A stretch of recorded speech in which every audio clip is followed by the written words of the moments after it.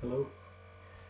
Today I'm going to read Old Turtle and the Broken Truth by Douglas Wood with illustrations by John Muth. Once in a beautiful faraway land that was somehow not so very far. A land where every stone was a teacher and every breeze a language. Where every lake was a mirror and every tree the ladder to the stars. Into this far and lovely land there fell a truth.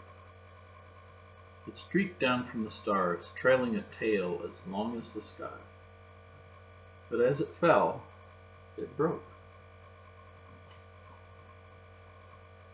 One of the pieces blazed off through the night sky, and the other fell to earth in the beautiful land.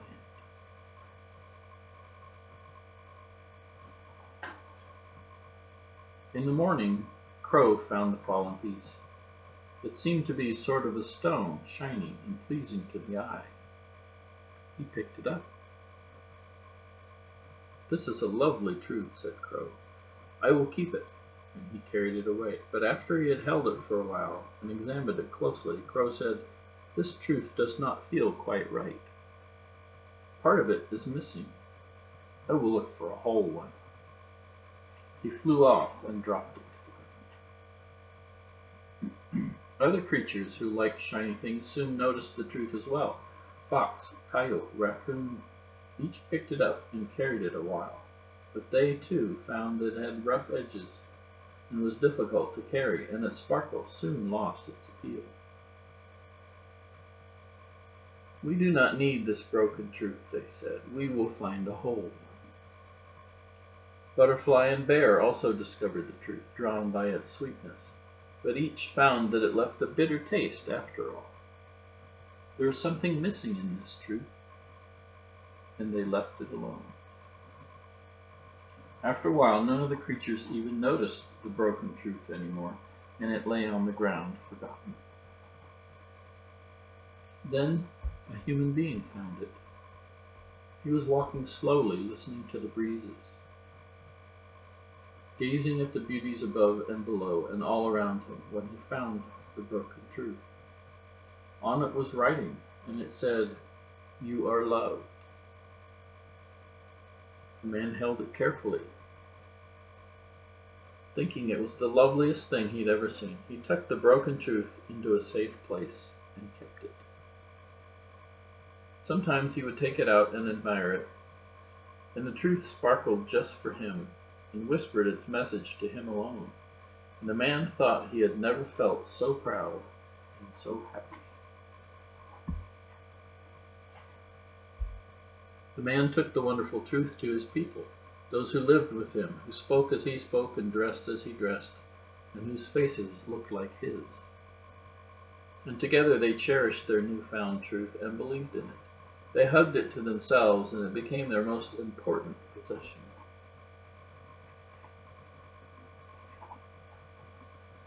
And after a while, the man and his people did not hear the languages of the breezes and stones anymore, but heard only their truth. They did not see the mirrored beauty in the lakes or the ladders to the stars, but they saw only their sparkling truth, and for them it was enough. And they called it the truth. The truth made people feel good and proud and strong, but soon they also began to feel fear, even anger toward those who were not like themselves, who did not share their truth. The other beings, the other people of the lovely land, seemed less and less important, and the language of the breezes was hardly ever heard anymore.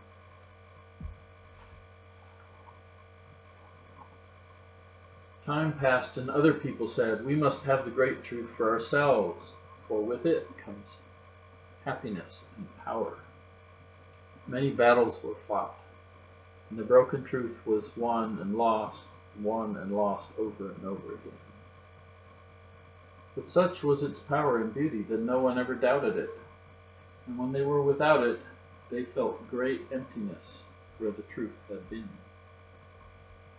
Stones and trees suffered, the breezes and waters suffered, and the animals and the earth, and most of all, the people suffered.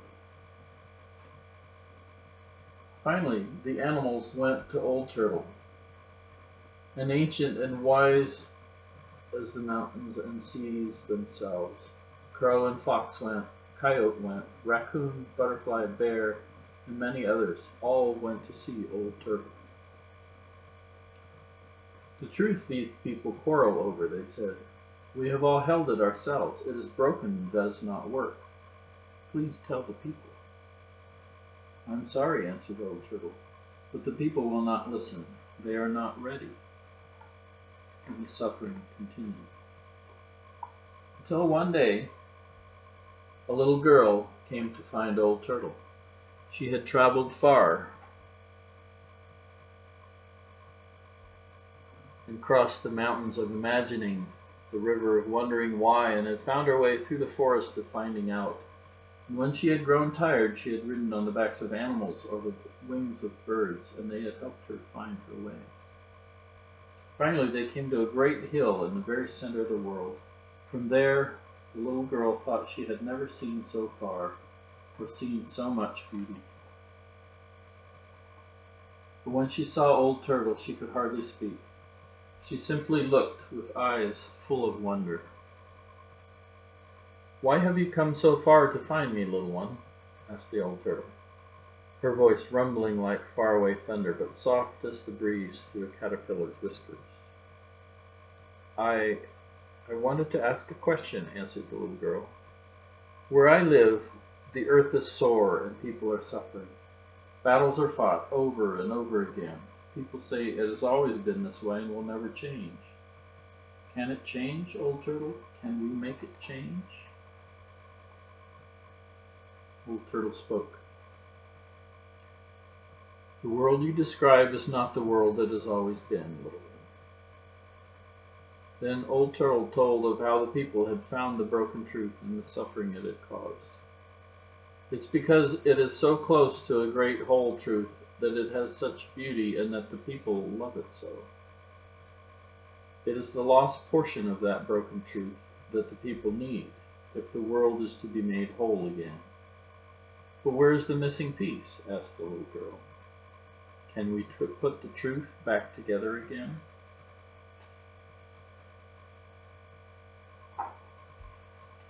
"First, my child," said the Old Turtle, "remember that there are truths all around us and within us. They twinkle in the night sky and bloom upon the earth. They fall upon us every day, silent as the snow and gentle as the rain. The people, clutching their one truth, forget that it's part of all the small and lovely truths of life. They no longer see these truths, no longer hear them. But perhaps, little one, you can—" "I'll try," said the little girl. And she thought once more of her long journey.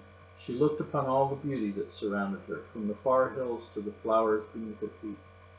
She saw the movement of clouds and the soaring of birds and the dancing of light upon the green and living earth.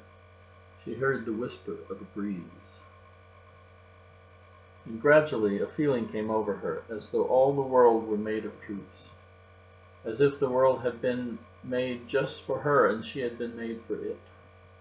She felt a secret smile somewhere deep inside, and though that thought that perhaps she understood. She looked once again at Old Turtle, her eyes more filled with wonder than before.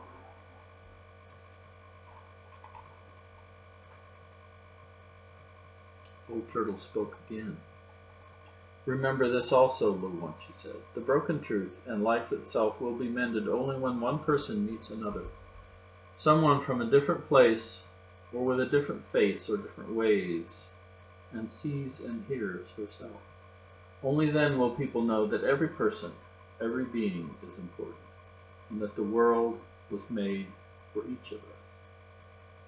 For a long time then the two friends were quiet, high on their hill in the very center of the world, and in her heart the little girl thought she could see other people in other beautiful lands, people with their own ways, their own truths, people different from her own, but still somehow the people. Finally, the little girl asked one more question. Little turtle, how will the people learn these things? By seeking out those small and simple truths all around them, said Old Turtle. By listening once more to the language of the breezes. By learning lessons from stones and animals and trees and stars. Even turtles, she chuckled, and little girls.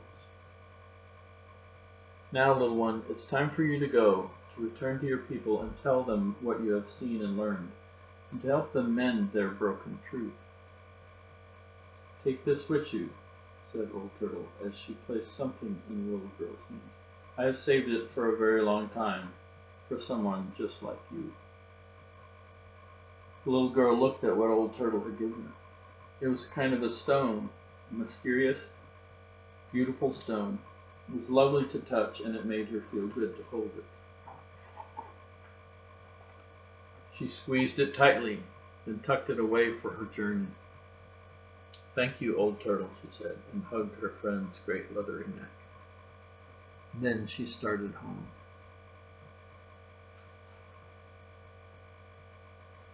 Once more she traveled through the forest of finding out, across the river of wondering why, and the mountains of imagining. Crow led the way, and again, when the little girl grew tired, all of her animal friends helped. She sometimes touched the stone Old Turtle had given her to renew her strength, and it took a long time, yet almost no time at all. And she was home. But it had been a very long journey, and those who take great journeys of the heart are changed. The people did not recognize her, and when she spoke, they did not understand.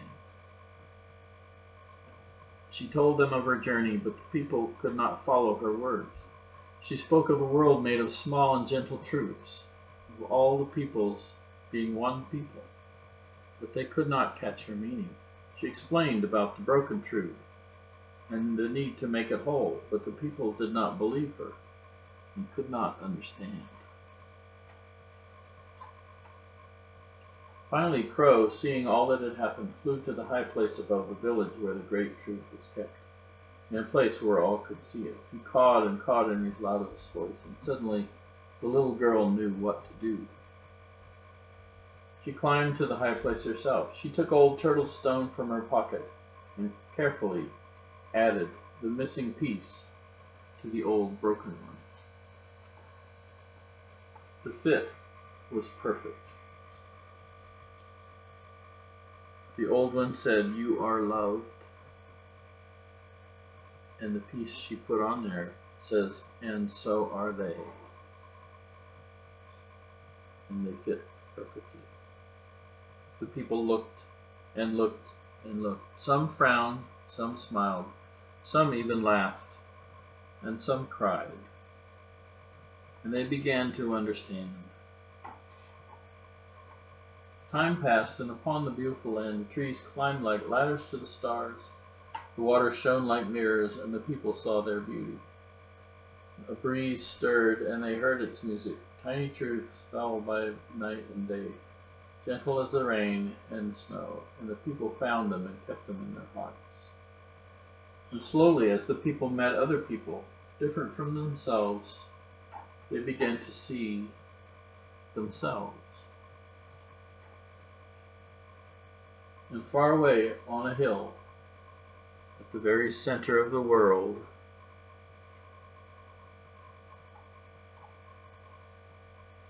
Old Turtle smiled.